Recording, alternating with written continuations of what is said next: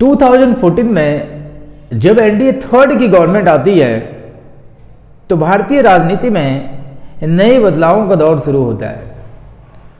कुछ लोगों का मानना रहा कि 2014 के बाद 2014 के बाद भारतीय राजनीति धर्म और जाति आधारित हो गई है, उस पर ज़्यादा केंद्रित हो गई है, रिलीजन एंड कास्ट बेस्ड, ये आरोप लगाया गया।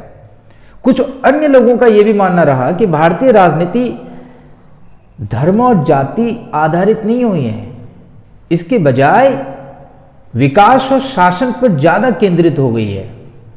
तो दो प्रकार के यहाँ पर पक्ष देखने को मिलते हैं, दो प्रकार की धाराएं नजर आती हैं, स्ट्रीम्स नजर आती हैं इंडियन पॉलिटिक्स को। यहाँ पर जो ट्रेंड चेंज हुआ आफ्टर 2014 एनडीए थर्ड गवर्नमेंट के आने के बाद, कुछ लोग कह रहे हैं कि धर्म और जाति आधारित हो गई, तो कुछ लोग कह रहे हैं विकास और शासन पर ज़्यादा केंद्रित हो रही है। हमें जो आज पढ़ना है और हमारे सिलेबस में जो इंक्लूड है वो ये कि 2014 के बाद भारतीय राजनीति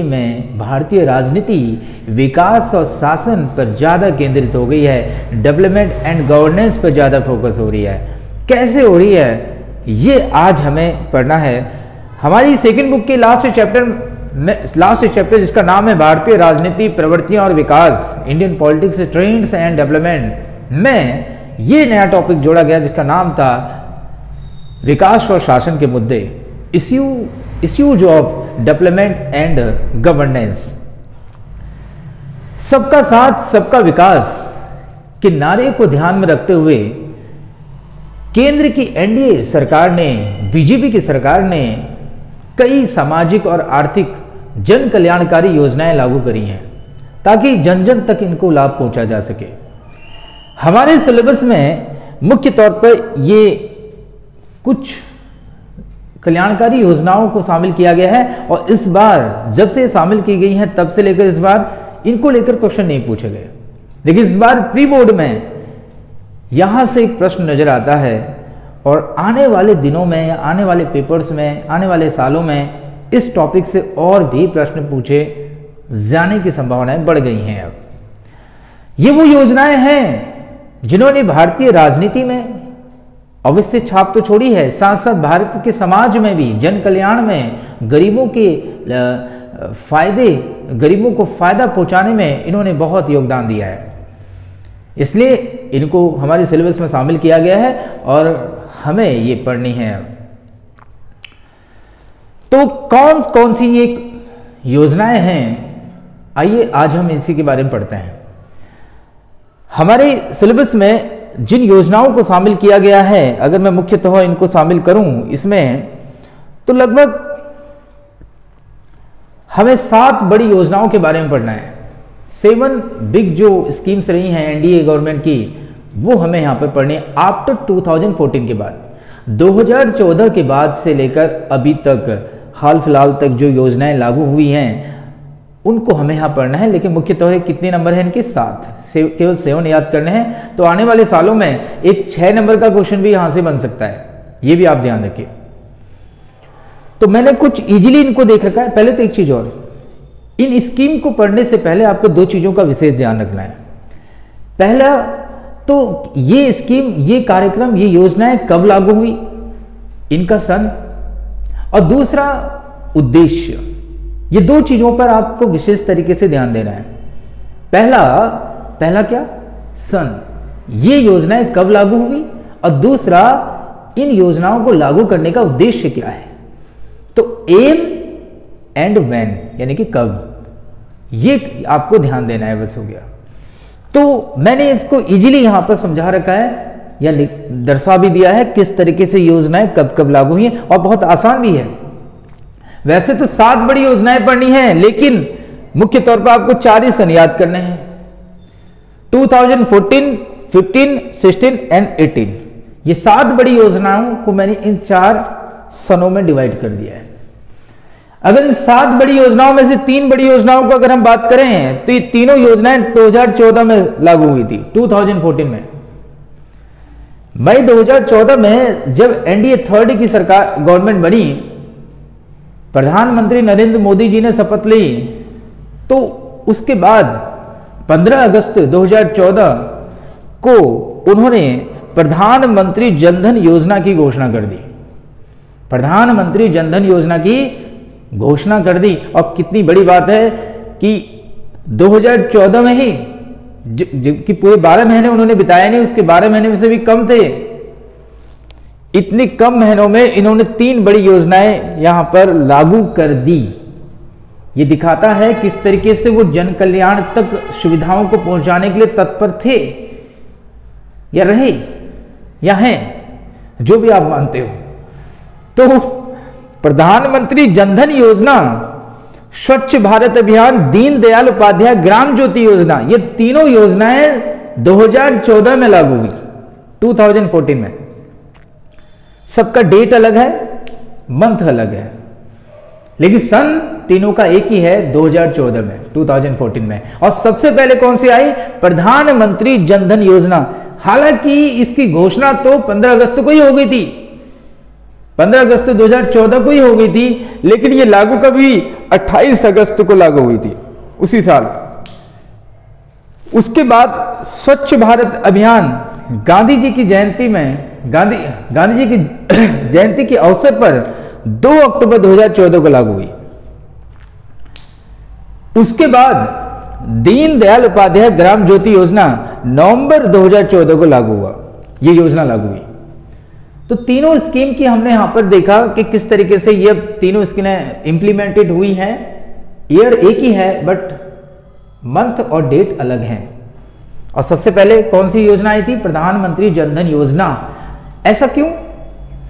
क्योंकि इनको पता था कि आने वाली जितनी भी स्कीमें हैं उनके लिए लोगों के पास एक बैंक अकाउंट होना चाहिए। हमारे देश में सबसे बड़ी कमी क्या है, क्या रही? कि एक बहुत बड़े पैमाने पर, बहुत बड़ी संख्या में लोगों के अंदर जागरूकता का अभाव है कि बैंक और बैंकों तक पहुंच नहीं है, बैंकिंग सुविधाओं तक पहुंच नहीं है। और यदि आप बैंकिंग सुविधाओं तक आपकी पहुंच नहीं है तो फिर सरकार द्वारा बनाई गई योजनाओं तक आपकी पहुंच नहीं हो पाती है, लाभार्थियों की पहुंच नहीं हो पाती है, आम लोगों की पहुंच नहीं हो पाती है। यही जो ऑर्डिनरी पीपल हैं, इन्हीं के लिए योजनाएं बनाई जा रही हैं। लेकिन जब इन्हीं तक बैंकिंग सुविधाएं उपलब्ध नहीं है तो कैसे इनको योजनाओं का फायदा मिलेगा?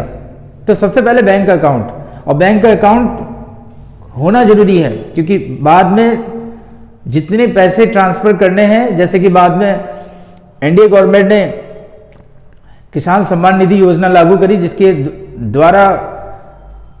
जिसके तहत किसानों के खातों में 2-2 हज़ार की किस्तें जमा की जा रही हैं, पूरे साल में 6,000 रुपए।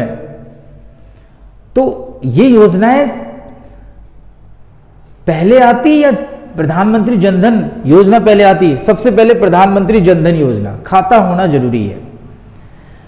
और यही इसका उद्देश्य था, एम है to expand affordable access to financial services. देश भर में सभी परिवारों को बैंकिंग सुविधाएं मुहैया कराना। उस साइड का शायद इतना क्लियर नहीं आ रहा होगा, लेकिन मैं डिस्क्रिप्शन में सब डिटेल में लिख दूंगा। आप ये समझिए कि भारत में बड़ी संख्या में लोगों के पास बैंकिंग सुविधाओं की पहुंच उस समय नहीं थी, और जब तक बैंकिंग सुविधाओं तक पहुंच नहीं होगी, बैंकिंग सर्विसेज तक उनकी एक्सेस नहीं होगी, तब तक जो भी स्कीम लागू की जा रही है उनका फायदा उन तक पहुंचेगा नहीं। इसीलिए प्रधानमंत्री जनधन योजना के तहत लोगों के खाते खुलवाए गए, बैंक अकाउंट को ओपन किया गया, और ये 0 बैलेंस वाला अकाउंट होता था, और मैंने भी इसी के द्वारा अपने अकाउंट भी खोला। तो बहुत बड़ी योजना, इसलिए हमें ये पढ़नी होगी और समझनी होगी इसका उद्देश्य क्या था। दूसरी बड़ी योजना जो इस साल लागू करी वो स्वच्छ भारत अभियान। स्वच्छ भारत अभियान 2 अक्टूबर 2014 को लागू हुई, और इसका जो मेन उद्देश्य था, खुले में शौच की प्रवृत्ति को कम करना, और यदि कम करोगे धीरे धीरे फिर इसको खत्म ही कर देना है। ओपन डिफेक्शन जो हमारे देश के लोगों की आदत बनी हुई है, प्रवृत्ति बनी हुई है, उस प्रवृत्ति को कम करते हुए लास्ट में उसको एलिमिनेट कर देना है, खत्म कर देना है। ओपन डिफेक्शन मतलब खुले में शौच की, खुले में शौच की जो प्रवृत्ति है उसको कम करते हुए क्या कर देना है, खत्म करना। एक उद्देश्य तो ये है। दूसरा उद्देश्य, जो सार्वजनिक स्थल हैं, पब्लिक प्लेसेस हैं, उनको कूड़ा मुक्त बनाना है, उनको साफ सुथरा बनाए रखना है। जितने भी पब्लिक प्लेसेस हैं, अब इसके लिए हमें ध्यान देना होगा कि सॉलिड वेस्ट मैनेजमेंट में इंप्रूव करना होगा। शहरों की सबसे बड़ी कमी ये रही है कि यहाँ पर सॉलिड वेस्ट मैनेजमेंट की जो सुविधाएं हैं वो अच्छी तरीके से अभी इंप्रूव नहीं हुई हैं। तो स्वच्छ भारत अभियान इस पर ज़्यादा अपना जोर देता है, फोकस कर रहा है सॉलिड वेस्ट मैनेजमेंट को इंप्रूव करने पर। तो पब्लिक प्लेसेस में हम लोग देखते हैं कूड़ा करकट काफ़ी रहता है, साफ सुथरा नहीं रहते हैं। तो इन पब्लिक प्लेसेस पे ज़्यादा गौर किया गया कि इनको साफ सुथरा बनाए रखना है। पर्यटन तभी तो आएगा, टूरिज्म आएगा तो पैसा आएगा देश में, तो देश का जो फॉरेक्स रिजर्व है वो भी बढ़ेगा। इसके अलावा एक और योजना इसी साल लागू की गई, वो दीनदयाल उपाध्याय ग्राम ज्योति योजना थी। इसका उद्देश्य to provide continuous electricity supply to rural India. भारत के एक बहुत बड़ी आबादी, भारत की बहुत बड़ी आबादी विद्युतीकरण से वंचित रही। भारत की बहुत बड़ी आबादी इलेक्ट्रिसिटी सप्लाई से क्या रही है, वंचित रही है। वहां तक उनकी पहुंच नहीं है, इलेक्ट्रिसिटी तक उनकी पहुंच नहीं है। तो ये जो योजना थी दीनदयाल उपाध्याय के नाम से ग्राम ज्योति योजना, ग्राम ज्योति मतलब गांव के लिए, याद रखना ये स्पेशल किसके लिए है, विलेज के लिए है। ये योजना स्पेशल गांव वालों के लिए है, शहर के लिए नहीं है। ग्राम ज्योति, जो ज्योति जलेगी कहां जलेगी, गांव में जलेगी। शहरों की बात यहां पर नहीं हो रही, इस योजना में शहर की बात नहीं हो रही है। और इसका जो मेन टारगेट था वो 1000 दिनों के भीतर, यानी कि 1 मई 2018 तक 18,452 गांवों का विद्युतीकरण करना था।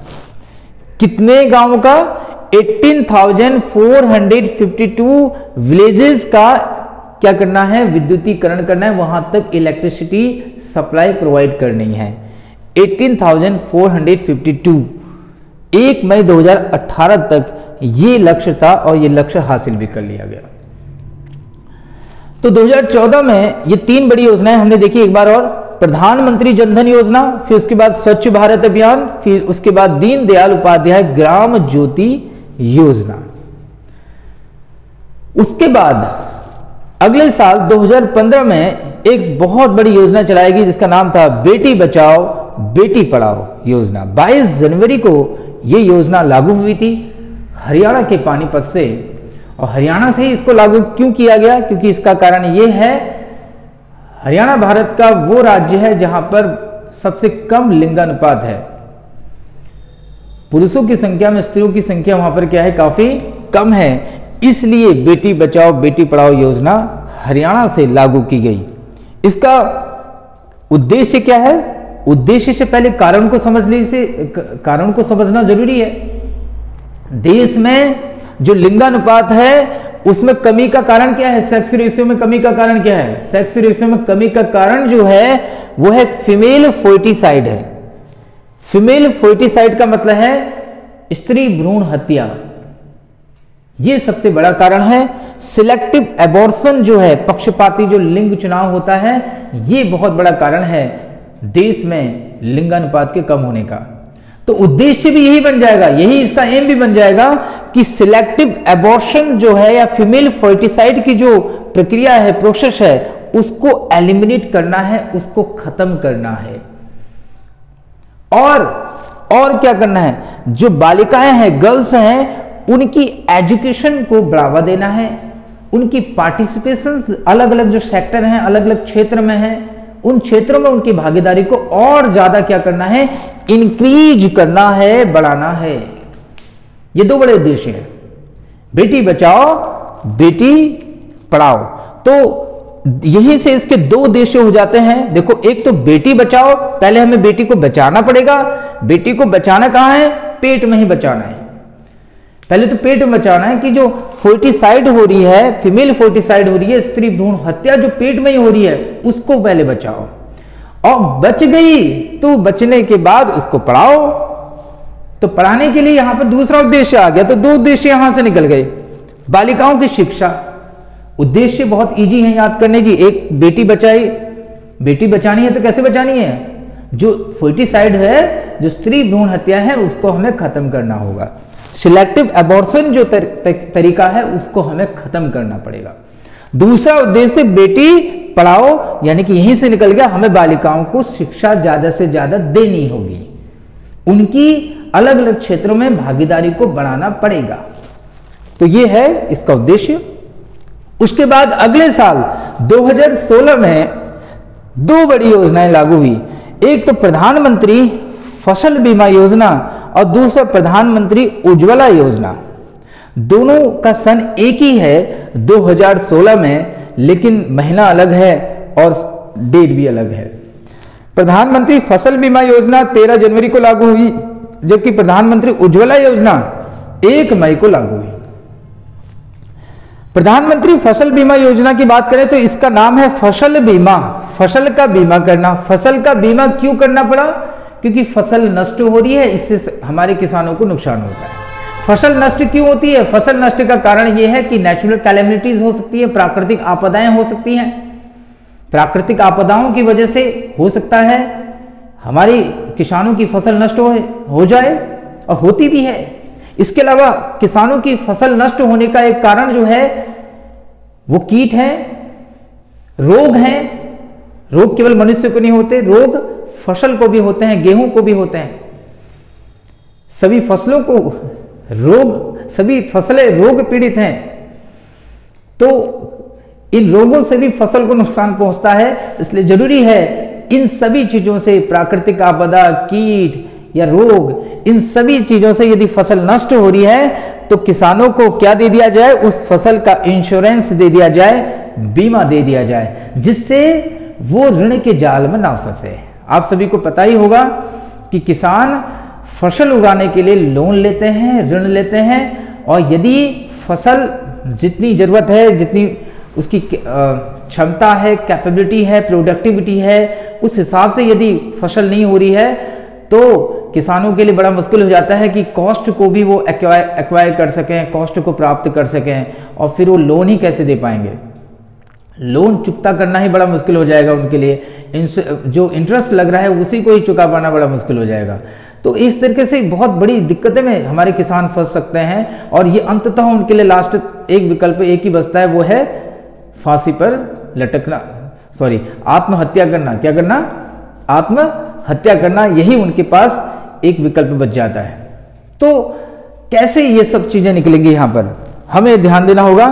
तो यहीं से एक उद्देश्य बन गया कि फसल बीमा के माध्यम से वित्तीय सुरक्षा और सहायता क्या करना? प्रदान करना। इसके लिए हमारे किसानों को जरूरत है कि वित्तीय सुरक्षा दे दी जाए, उनका एक इंश्योरेंस करा दिया जाए, जिससे कि उनको इस तरीके से कदम ना उठाने पड़े जो मैं बता रहा था, ऋण जाल जैसी स्थिति, या कहीं ना कहीं वो आत्महत्या में, सुसाइड में तब्दील ना हो जाए। तो ऐसी समस्याओं से वो उनको कोई स्टेप नहीं लेना पड़े।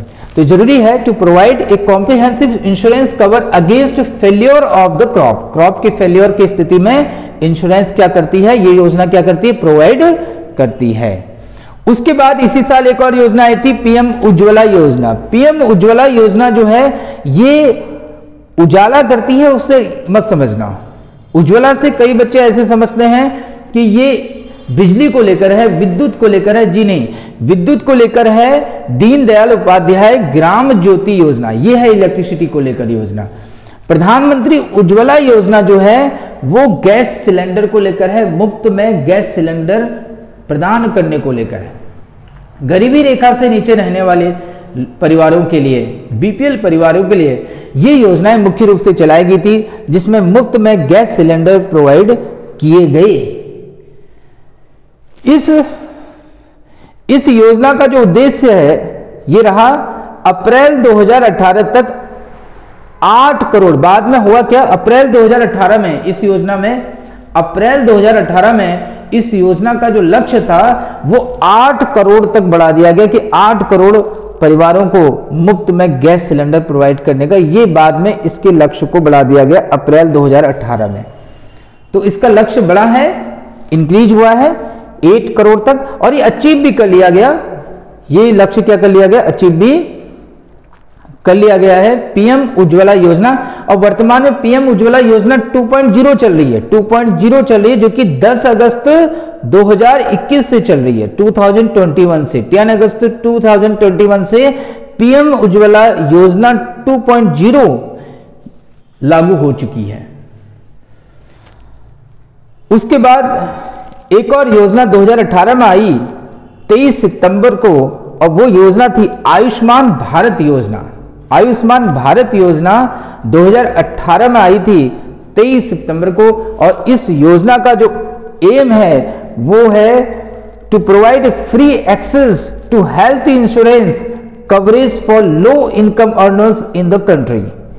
यानी कि भारत में जो कम आय वाले लोग हैं उनको हेल्थ इंश्योरेंस देना, यानी कि स्वास्थ्य बीमा प्रदान करना, ये आयुष्मान भारत योजना का क्या है, उद्देश्य है, एम है।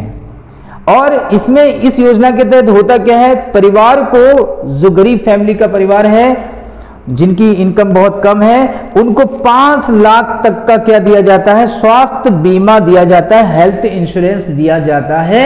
और ये कैश रहित होता है, ध्यान देना, ये कैश रहित होता है, कैश नहीं दिया जाता, कैश नहीं दिया जाता। 5 लाख का बीमा दे दिया जाएगा, किसी भी गवर्नमेंट हॉस्पिटल हो चाहे वो प्राइवेट हॉस्पिटल हो, दोनों में आपको ये सुविधाएं मिलेगी। 5 लाख तक की यहां पर सुविधाएं मिलेंगी। तो इस तरीके से ये मुख्य तौर पर 7 बिग स्कीम्स यहां पर हमारे सिलेबस में आई, और हमने इसको अभी स्टडी किया। जो भी यहाँ पर डाउट्स हैं बताना इसको, और मैं पूरा डिटेल जो है, जो यहाँ पर इतना क्लियरली दिख नहीं रहा होगा, वो डिस्क्रिप्शन में लिख दूंगा, वहाँ पर पूरी चीज़ें यहाँ पर अवेलेबल रहेंगी। और ग्रेजुअली इसमें धीरे धीरे और भी चीज़ें ऐड होती हैं तो आपके सामने प्रस्तुत हो जाएंगी। तो मिलते हैं एक नई वीडियो में एक नए टॉपिक को लेकर। जय हिंद।